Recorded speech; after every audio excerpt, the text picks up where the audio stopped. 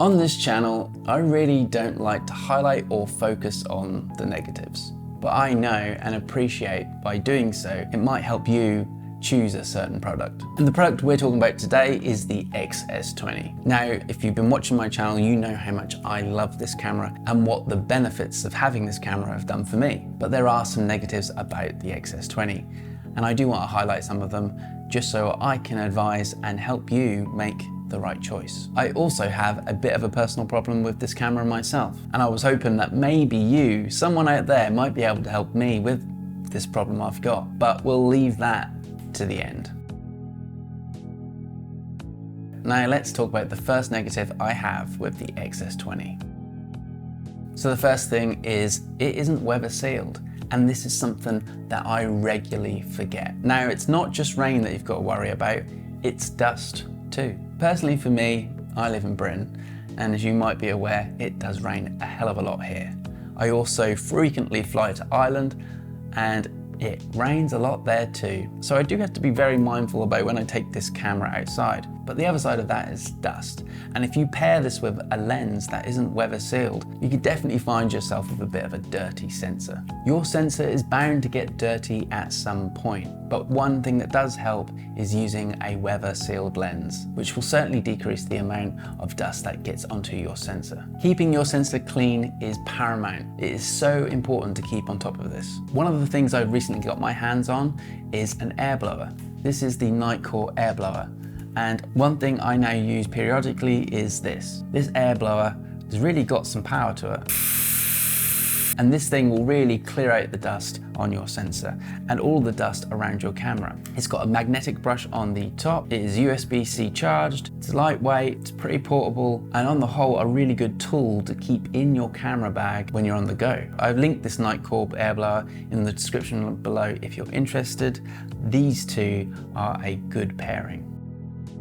Now the second negative I have is that it overheats. This thing gets hot fast. Over the 3 months I have had this, I have noticed how hot it can get. Now this is maybe one of the biggest and most talked about issues with this camera. Overheating issues are something that you don't want, especially if you're going to be doing something like documentaries, YouTube videos, anything that is long form. You want a camera that is going to be able to shoot for a long time and not shut down. Unfortunately, the X-S20 does seem to do that. I have not done any tests myself. From what I've read online, when it shoots in its most demanding 6.2K open gate, it can run for about 34 minutes before it overheats. And if you shoot in 4K 60, it can run for about 36 minutes. They are not my tests, but I do know that from experience, this camera does overheat. Obviously, it depends on where you are. If you are in a warm climate, it's probably going to overheat faster, but though if you are in a colder climate, your battery is more likely to drain. So you can't win.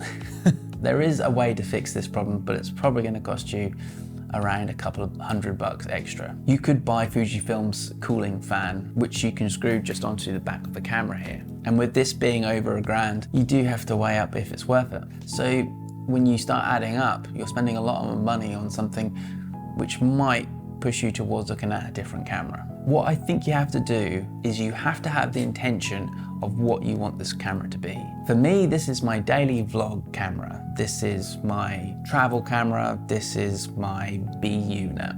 It is a backup camera for me, and however much I love it, it is definitely never going to be my workhorse, and it's never going to outshine the X-H2S. So make your intentions clear about what you want this camera for. If it is for family, travel, things like I said, this might be perfect for you, like it is for me. However, I would think twice if you're thinking about calling this your workhorse.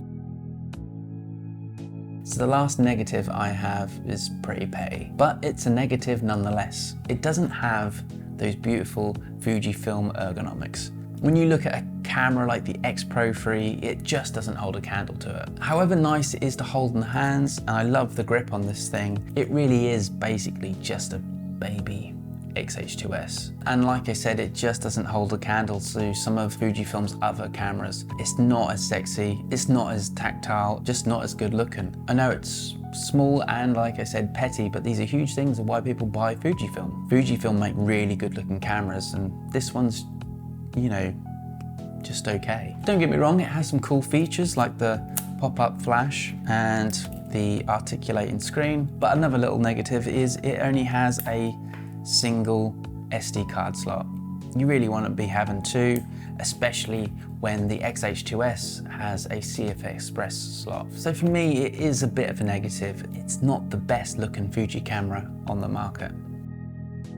Now, we've reached the end of the video where maybe you might be able to help me. I have, as you very may well know, if you watch this channel, the Viltrox 13mm. I also have the Sirui Nightwalker lens. Both of these lenses do not work with my X-S20. If I pair this with my X-S20, my camera doesn't show any f-stop. I have no control over the focus. I have no control over the lens. It just doesn't work. And the same goes for the Sirui Nightwalker. Just doesn't work. I know they're both third-party lenses, but they both work on my X-H2S fine.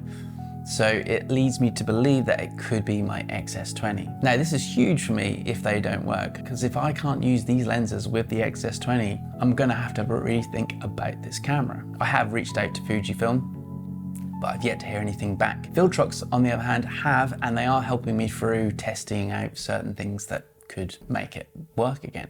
Or not again, but make it work. Things like firmware, things like that. So I'm working through it.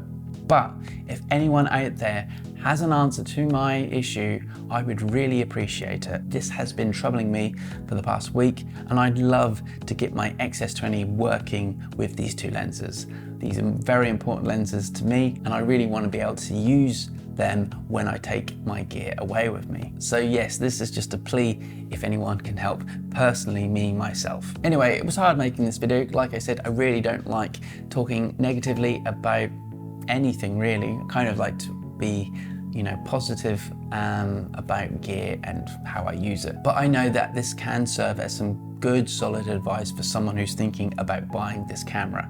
It is a great camera, and if you want to have more confirmation about it, go watch some of my videos here. I've made a few. They're all on my channel. But this is important, and they are 3 things that could be deal breakers for you. Look, if you have any questions, drop them in the comments.